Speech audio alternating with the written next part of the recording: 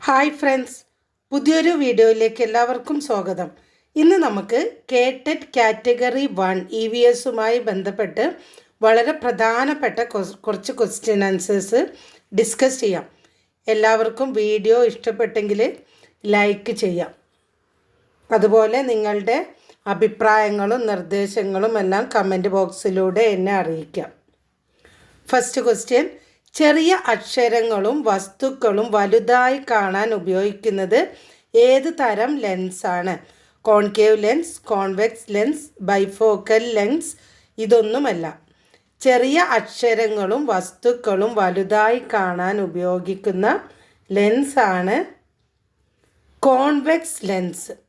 ഞാനിവിടെ ആൻസർ വായിക്കുന്ന നേരം കൊണ്ട് നിങ്ങൾക്ക് ആൻസർ മനസ്സിലാക്കി വെക്കാം. എന്നിട്ട് നിങ്ങൾക്ക് ശരിയാണോ തെറ്റാണെന്ന് അറിയുമ്പോൾ നിങ്ങൾ എത്രമാത്രം പഠിച്ചു എന്നുള്ളത് നിങ്ങൾക്ക് മനസ്സിലാവും. സെക്കൻഡ് ക്വസ്റ്റ്യൻ: വൈദ്യുതി പ്രവഹിക്കുന്ന ചാലകത്തിന് ചുറ്റും ഒരു കാന്തിക മണ്ഡലം രൂപപ്പെടുന്നു എന്ന് കണ്ടെത്തിയ ശാസ്ത്രജ്ഞൻ ആര്? James Maxwell, Christian Oersted, Michael Faraday, Rutherford.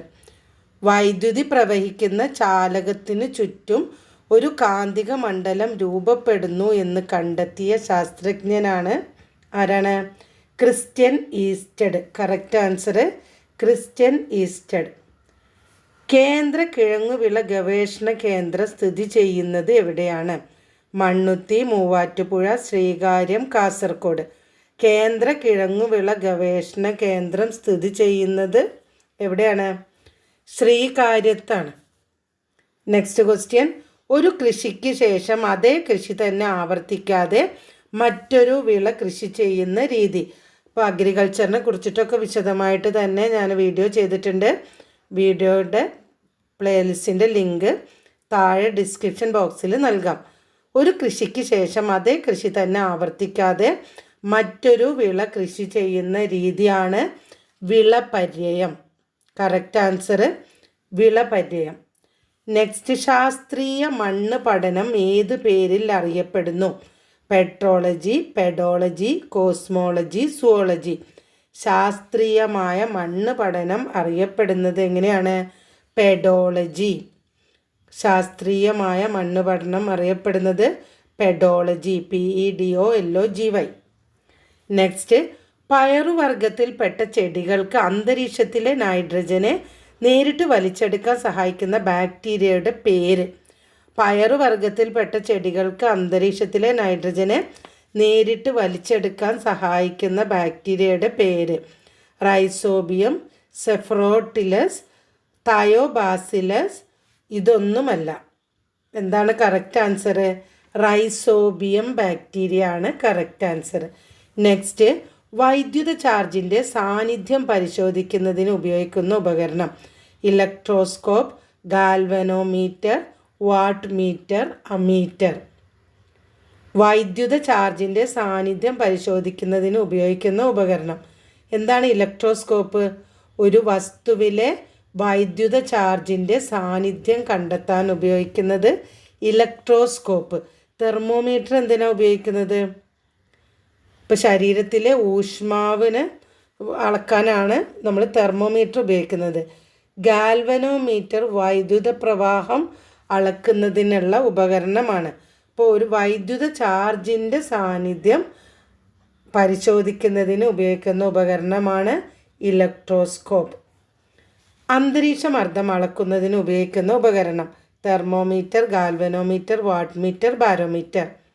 അന്തരീക്ഷമർദ്ദം ഏതുമായിട്ട് ബന്ധപ്പെട്ടതാണ്? ബാരോമീറ്റർ. അന്തരീക്ഷമർദ്ദം അളക്കുന്നതിനുള്ള ഉപകരണം ബാരോമീറ്റർ. ഘർഷണത്തിനെതിരെ പ്രവൃത്തി ചെയ്യപ്പെടുമ്പോൾ താപമുണ്ടാകുന്നു എന്ന തത്വം മനുഷ്യൻ ആദ്യമായി ഉപയോഗിച്ചത് എന്നാണ്? ഘർഷണത്തിനെതിരെ പ്രവൃത്തി ചെയ്യുമ്പോൾ താപമുണ്ടാകുന്നു. അതെന്നാണ് കണ്ടുപിടിച്ചത്? തീയുണ്ടാക്കാൻ, നദി കടക്കാൻ, ആശയവികസനത്തിന് ആറ്റം ബോംബ് ഉണ്ടാക്കാം. ഓപ്ഷൻ തന്നെ നിങ്ങൾക്ക് മനസ്സിലാവൂലേ? ആൻസർ തീ ഉണ്ടാക്കാനാണ്. നെക്സ്റ്റ്: സൗരസെൽ നിർമ്മാണത്തിന് ഉപയോഗിക്കുന്ന മൂലകം. സിലിക്കൺ, സ്റ്റീൽ, ഇരുമ്പ്, നിക്കൽ. സൗരസെൽ നിർമ്മാണത്തിന് ഉപയോഗിക്കുന്ന മൂലകമാണ് സിലിക്കൺ. ട്രാൻസിസ്റ്ററിൽ സെമി കണ്ടക്ടറായി ഉപയോഗിക്കുന്ന മൂലകം ഏത്? Arsenic, silicon, cadmium, silver. ട്രാൻസിസ്റ്ററിൽ സെമി കണ്ടക്ടറായി ഉപയോഗിക്കുന്ന മൂലകമാണ് സിലിക്കൺ. നെക്സ്റ്റ്, ചലനം മൂലം ഒരു വസ്തുവിന് ലഭിക്കുന്ന ഊർജമാണ്, ഈ ഊർജത്തിൻ്റെ രൂപങ്ങളൊക്കെ നിങ്ങൾ പഠിച്ചിട്ട് പോകണം. ചലനം മൂലം ഒരു വസ്തുവിന് ലഭിക്കുന്ന ഊർജമാണ് ഗതികോർജം, സ്ഥിതികോർജം, താപോർജം, യാന്ത്രികോർജം.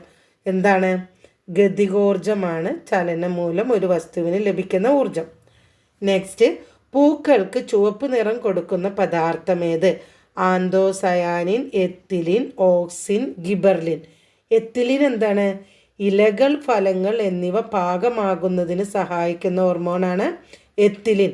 ഗിബർലിൻ ഇലകൾ വിരിയുന്നതിനും കോശവിഭജനം, വളർച്ച എന്നിവയിലും പങ്കുവയ്ക്കുന്ന ഹോർമോണാണ് ഗിബർലിൻ. ഓക്സിൻ എന്തിനാണ്? സസ്യ വളർച്ചോദ്ദീപക ഹോർമോണാണ്. സസ്യത്തിൻ്റെ വളർച്ച കൂട്ടുന്ന ഹോർമോണാണ് ഓക്സിൻ. ഈ സസ്യ വളർച്ചയിൽ ഏറ്റവും പ്രാധാന്യമുള്ളതും കണ്ടെത്തിയ സസ്യ ഹോർമോണുകളിൽ ആദ്യത്തേതുമാണ് ഓക്സിൻ. അപ്പോൾ പൂക്കൾക്ക് ചുവപ്പ് നിറം കൊടുക്കുന്ന പദാർത്ഥം എന്താണ്? ആന്തോസയാനിൻ. Correct answer anthocyanin. ഹരിതകത്തിൽ അടങ്ങിയിരിക്കുന്ന ലോഹം ഏത്? Calcium, iron, magnesium, sodium. ഹരിതകത്തിൽ ക്ലോറോഫില്ലിൽ അടങ്ങിയിരിക്കുന്ന ലോഹമാണ് മാഗ്നീഷ്യം. സസ്യഫലങ്ങൾ പാകമാകുന്നതിന് സഹായിക്കുന്ന ഹോർമോൺ ഏത്? ഇതിപ്പോൾ ഞാൻ നേരത്തെ പറഞ്ഞു, ആന്തോസയാനിൻ, എത്തിലിൻ, ഓക്സിൻ, ഗിബർലിൻ. സസ്യഫലങ്ങൾ പാകമാകുന്നതിന് സഹായിക്കുന്ന ഹോർമോണാണ് എത്തിലിൻ. ഇലകൾ, ഫലങ്ങൾ എന്നിവയൊക്കെ പാകമാകുന്നതിന് ഉപയോഗിക്കുന്ന ഹോർമോണാണ് എത്തിലിൻ. താഴെ പറയുന്നവയിൽ ഏതാണ് ലാറ്ററൈറ്റ് മണ്ണിൽ സമ്പുഷ്ടമായിട്ടുള്ളത്? Calcium carbonate, potassium, phosphorus, iron oxide. താഴെ പറയുന്നവയിൽ ഏതാണ് ലാറ്ററൈറ്റ് മണ്ണിൽ സമ്പുഷ്ടമായിട്ടുള്ളത്? അയൺ ഓക്സൈഡാണ്. അയൺ ഓക്സൈഡിൻ്റെ സാന്നിധ്യം കൊണ്ട് ലാറ്ററൈറ്റ് മണ്ണ് ചുവപ്പ് നിറത്തിലാണ് കാണപ്പെടുന്നത്. ഇന്ത്യയിൽ ഏറ്റവും കൂടുതൽ കാണപ്പെടുന്ന മണ്ണിനം ഏത്? കറുത്ത മണ്ണ്, ലാറ്ററൈറ്റ് മണ്ണ്, ചെമ്മണ്ണ്, എക്കൽ മണ്ണ്. ഇന്ത്യയിൽ ഏറ്റവും കൂടുതൽ കാണപ്പെടുന്ന മണ്ണിനമാണ് എക്കൽ മണ്ണ്. നെക്സ്റ്റ് ക്വസ്റ്റ്യൻ, ഓരോ വർഷവും ഏറ്റവും കൂടുതൽ പാൽ ഉൽപ്പാദിപ്പിക്കുന്ന ക്ഷീര കർഷകന് കേരള സർക്കാർ ഏർപ്പെടുത്തിയിരിക്കുന്ന അവാർഡ്? ഓരോ വർഷവും ഏറ്റവും കൂടുതൽ പാൽ ഉൽപ്പാദിപ്പിക്കുന്ന ക്ഷീര കർഷകന് കേരള സർക്കാർ ഏർപ്പെടുത്തിയിരിക്കുന്ന അവാർഡാണ് Ksheeradhara award. Next question, origin of species എന്ന പുസ്തകത്തിൻ്റെ കർത്താവാര്? ഒറിജിൻ ഓഫ് സ്പീഷീസ് ആരുടെയാണ്? Abraham Lincoln, Charles Darwin, Herbert Spencer, doctor Salim Ali. Origin of species എന്ന പുസ്തകത്തിൻ്റെ കർത്താവ് ചാൾസ് ഡാർവിൻ.